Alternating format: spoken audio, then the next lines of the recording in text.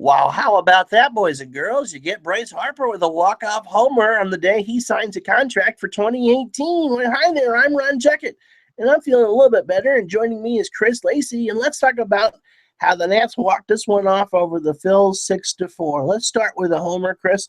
Just an absolute no-doubter to dead center. Yes. Yeah, on the previous pitch, Bryce was actually on that fastball, so I was surprised that Ramos from the Phillies threw him another fastball, but Bryce grooved that fastball right into dead center for a walk-off two-run shot, and it's good for Nationals to get that win, considering they have a doubleheader on Sunday. Yeah, doubleheader tomorrow. They hadn't played in 2 days. The bullpen tonight went 4 1/3 innings and didn't allow a run. They allowed a bunch of leadoff walks, but they didn't allow a run, and that's what matters. Yeah. So Sean Kelly goes to 3-0 on the year. Before we get to the totals and all that, your thoughts now on Harper, because he signed a deal that could pay him up to $22 million if he wins the MVP next year, about what this means and what you think it means for his future with the club. I think it's a good sign that he signed the 1-year deal for arbitration so early. So I think possibly when he is actually a free agent, that the team actually does have a good chance of re-signing him to a long-term, multi-year contract. So I think it's good for the Nats. I would think so too. I was in the camp that thought that he was would be gone after this year, or next year, because I think that the Yankees are a big draw. But as with Steven Strasburg last year around this time, a very quiet deal to get things done and to set the table for maybe him staying in the future. It certainly doesn't seem off the table now like it did before. No, it doesn't.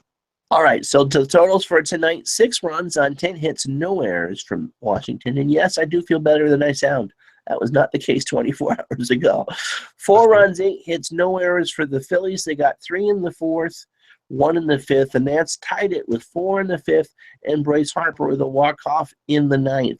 Sean Kelly gets the win. He goes to 3-0. Ramos with a loss. He goes to 0-3. Bryce Harper 1 for 4, the 2-run homer, the 9th to walk it off. Ryan Zimmerman with a huge double, a 2-run double in the 5th to tie the ball game at 4. And Trey Turner with a home run tonight to make it 4-2. And the at-bat afterwards, he grounded out, but went from an 0-2 count and then worked the count full. So maybe he's working out of his slump too as well, Chris. Yeah, Trey, he was slumping during the series against the Orioles. But even though he only had 1 hit tonight, he actually looked much better at the plate, taking pitches, not swinging at pitches that were in the dirt, and actually just waiting for him to get his right pitch that he could do damage with. And he was actually the catalyst to actually get the Nets on the board with that 2-run homer that you just talked about. Yeah, absolutely. Just good improvement from him all the way around. If you look at the generic numbers, if you were to look at the runners in scoring position in the left on base, you would have called this a Nats loss. They went 2 for 10 tonight with runners in scoring in risky situations and straining 7. We'll talk a little bit more about Rourke in a second, but his line wasn't very good tonight. 4 2/3 innings, 6 hits, 4 runs, all earned. He walked 3 and struck out 5. You and I talked during the game, Chris, that he really favored the off-speed stuff and stayed away from his fastball. And when he went back to it in the 5th inning, it was not only missing the strike zone, but it was topping out below 90. Yeah, I think part of the reason why his fastball velocity diminished was because in the 4th inning, when the Phillies scored 3 runs, he threw 40 pitches. So I think he used a whole lot of energy just to get out of that 3rd inning. And I think he actually trusted his off-speed stuff more as opposed to his fastball. So he just decided to just completely abandon it and go with his changeup and his curve. He struck out Altair in the 4th on the fastball and then kind of abandoned it afterwards. It just was. It was weird. You kind of wonder if it's mechanical or if he's tweaked something or what. He hasn't. Ricky Keeler was telling me during the game that he hasn't looked right all year. And tonight, for me, was really the oddest start. He threw 110 pitches. He couldn't get out of the 5th and only threw 63 strikes. Yeah. So, all right, it was a bullpen delight, and yes, I will enjoy my my Moxie and my whatever the lima beans afterwards because you said it would be fun, and by God, you were right. Okay, Joe Blanton goes the third of an inning and allows a hit and a strikeout. His ERA is now at 9.49.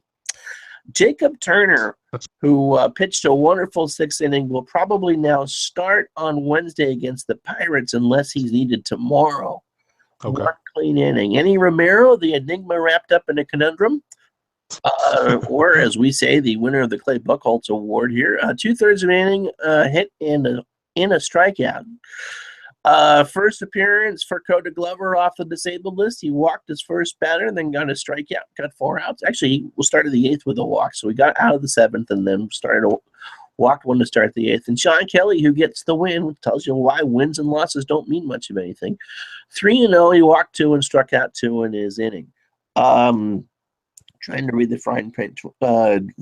Romero actually threw 14 strikes and 21 pitches, which was better than what Glover did, if you think, believe it or not. 11 pitches, 21 strikes, 21 pitches. I can spit it out, and 11 strikes. And Kelly really struggled. 25 pitches, 16 strikes. Your thoughts on the Pen and how that sets up for tomorrow's doubleheader? I thought the Pen actually did very well. It was actually the first time in a while, besides someone else other than Turner, actually throwing a scoreless inning. So I thought having Glover and getting Kelly back is huge for the Pen. But one thing that does concern me is that they keep on walking guys and they keep on falling behind hitters.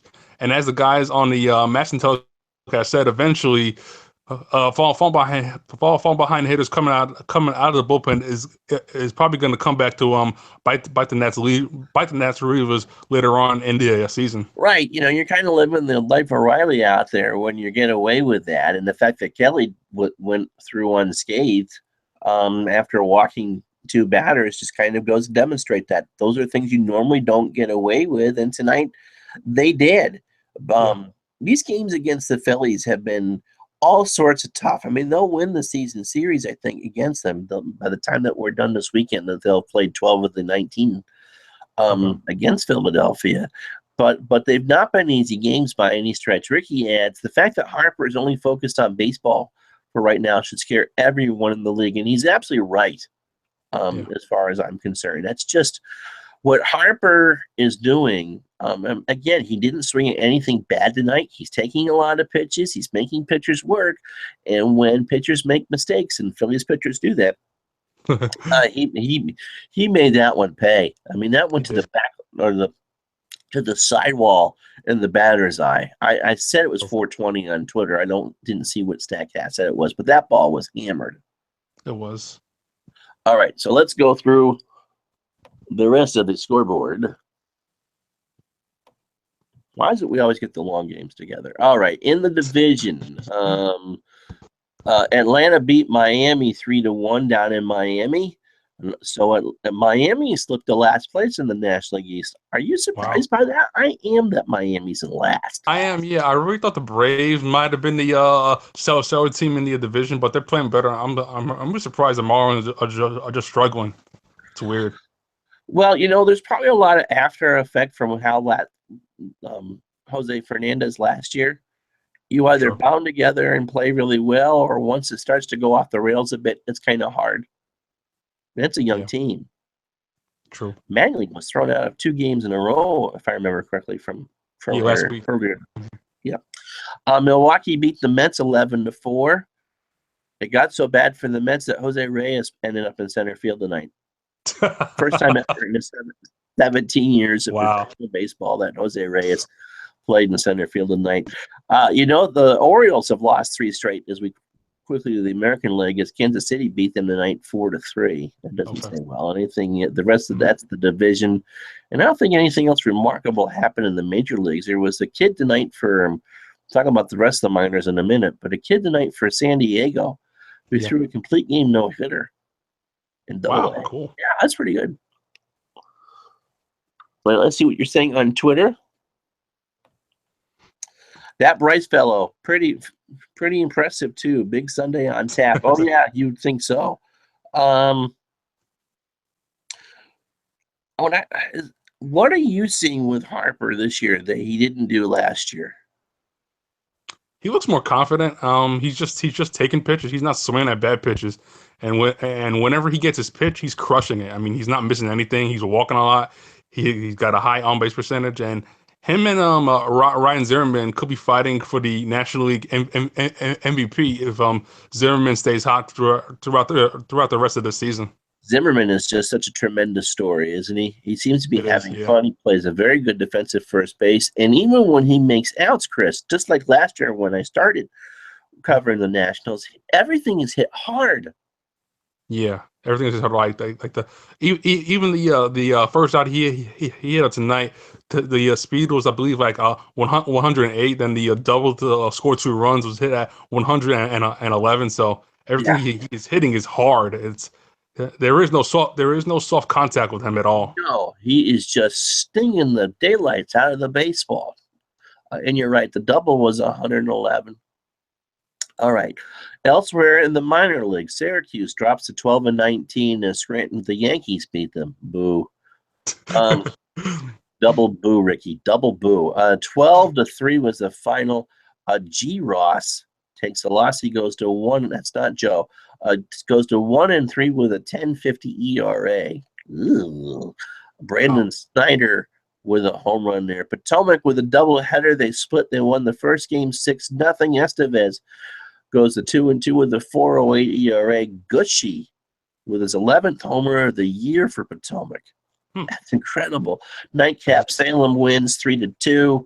Silvestri with a loss. He goes to 3-1 with a 3.83 ERA. Carter Kieboom, as you know, has a leg injury. He's on the 7-day DL. We don't know the status or specifically what it was, but he had to be carried off the field last night. That's not good. That's not good. But they scored. Hagerstown scored 9 today. Cool. They're now 21-14. They beat Asheville in the Carolina League 9-5.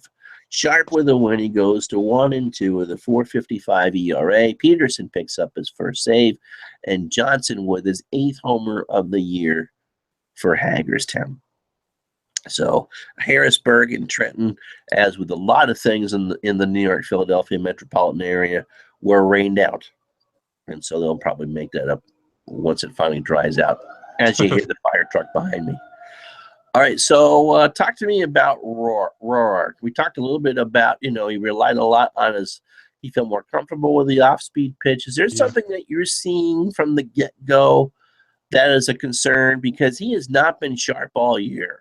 No, he hasn't. I think it's just he's just not throwing first pitch strikes, and that's something he was doing last year, but he seems to be just having problems locating his fastball, and I think as teams see him more often during the season, then they're gonna not sit on his fastball and actually wait for his off speed pitches.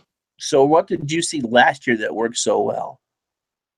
Last year, I saw him locating his fastball much better. It was crisp. He could throw it for strikes. He could throw it throughout all 4 quarters of the strike zone. But this season, that control was just gone. All right, so here is Dusty's opening line from his press conference per Zuckerman and Janes, and thanks to Ricky Keeler. He's talking about Bryce Harper here. Nobody can say he ain't worth the money. Damn Skippy. That's absolutely, yeah. Just something. That's his 11th home run of the year, and I've lost count of the RBI. It's not 40 yet, but he's got to be, 35, 36? I think he's up to 31. Was it 31? Let me check. Yeah. I got the box score open here. Oops. I think it is 31. You are right. It's 31. Zimmerman now has 36. And Turner's 2 tonight gives him 15. Nice. Under the extra base hits, Murphy with his 11th double of the year. Taylor with his 4th. And you know what's impressed me about Taylor? He had another 2-hit night tonight. He's now hitting 254. Short, compact swings. Yeah. We talk about Trey Turner needing to work out counts, but Taylor needs to be aggressive early, and that short, compact swing is working for him. It is, yeah. All right, the home runs, as we talked about, the two-run shot off of Pavetta in the 5th for Turner was his 3rd, and of course the walk-off off of Ramos for Harper, which now gives him 11 home runs on the year and 31 RBI. All the Nationals runs tonight came with 2 out. That's impressive. I like that. It really is. It really is. All right, so tomorrow's a doubleheader. We see Gio early, and then we see Max against Velasquez in the night game. What's your thoughts for tomorrow? I want to see a better version of Gio than what we've seen. The May version of Gio is not how he was in April. So I just want to see Gio just have a good start. That's all.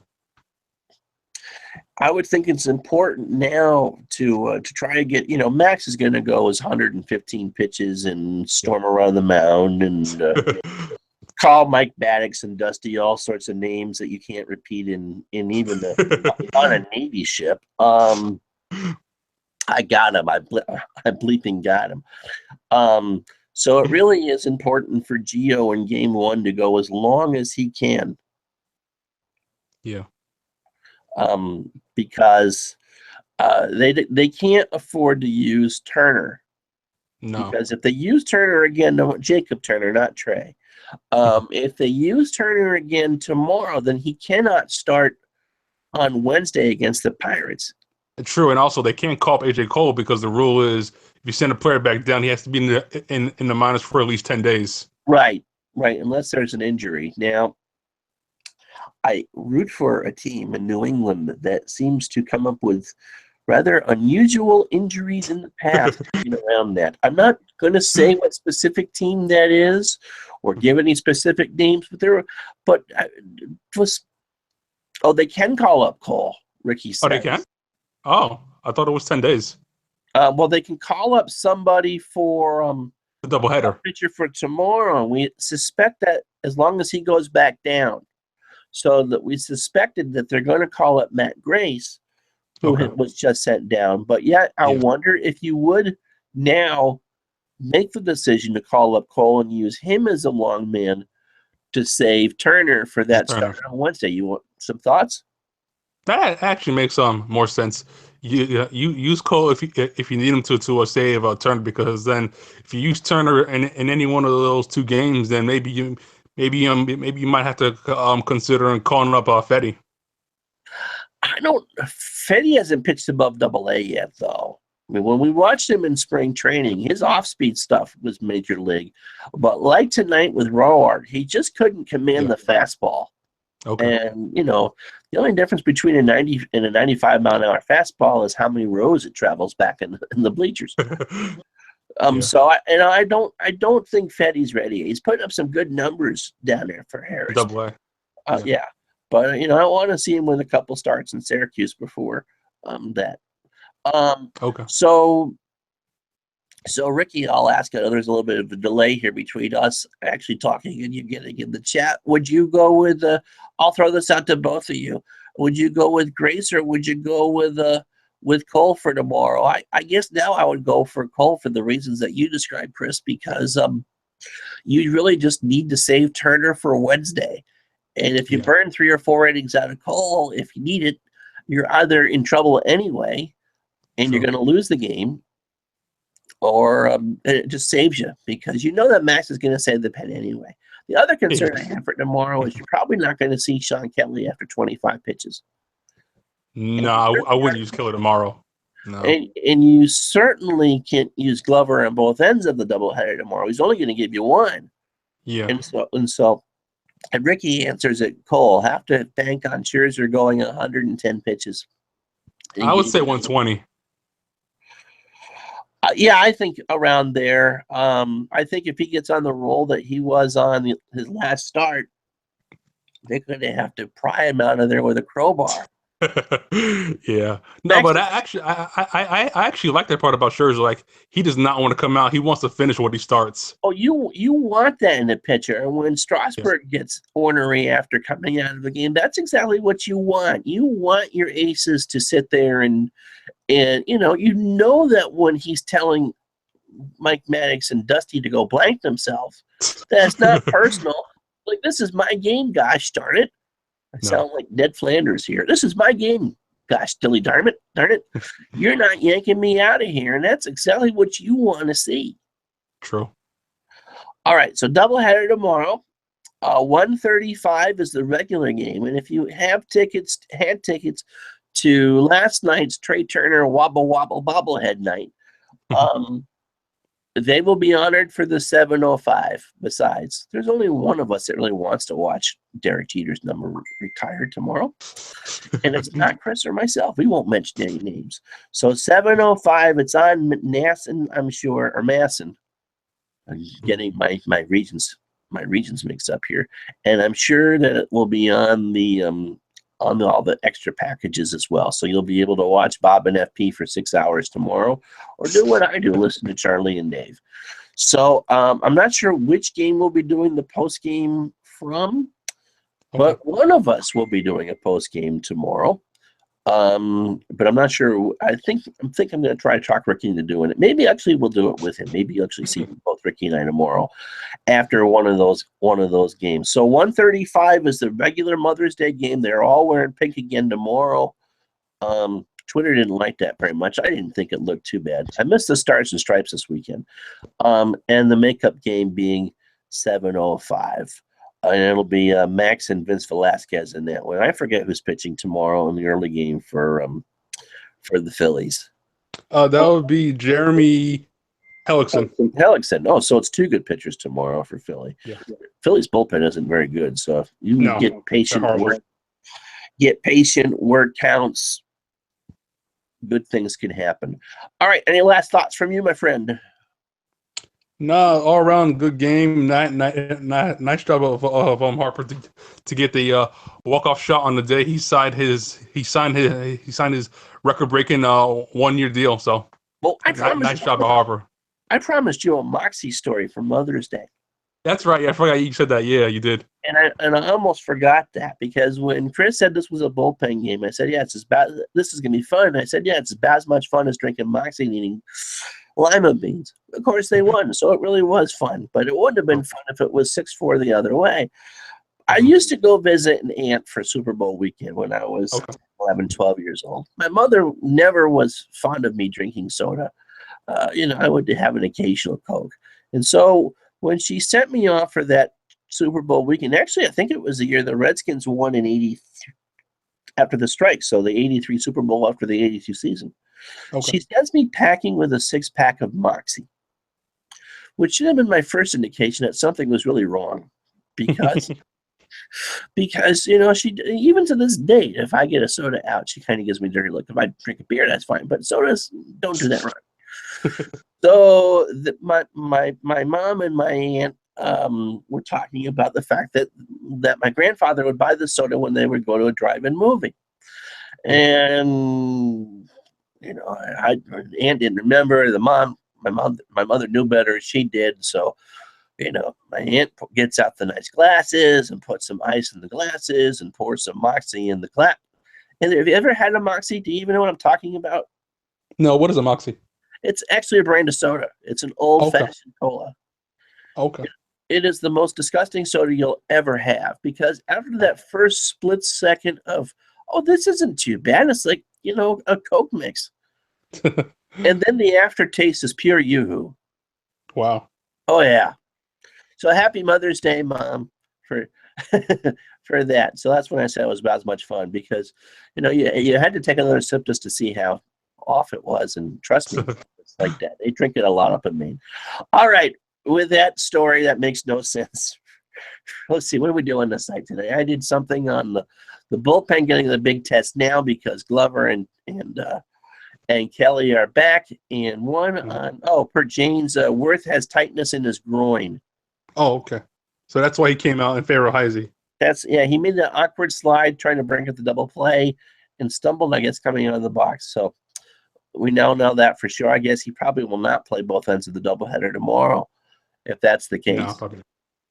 No, makes me long for the DH. All right. So, and I also did a piece on what could turn DC into a baseball city. Bryce Harper would do that. And Ricky had something late on the Harper signing the contract for next year. So for Chris Lacey, he thinks he can play tomorrow. Okay. So for Chris Lacey, Ricky Keeler, and the rest of the staff on District.net, I'm Ron Chuckett. Have a very pleasant night, and we'll talk to you tomorrow.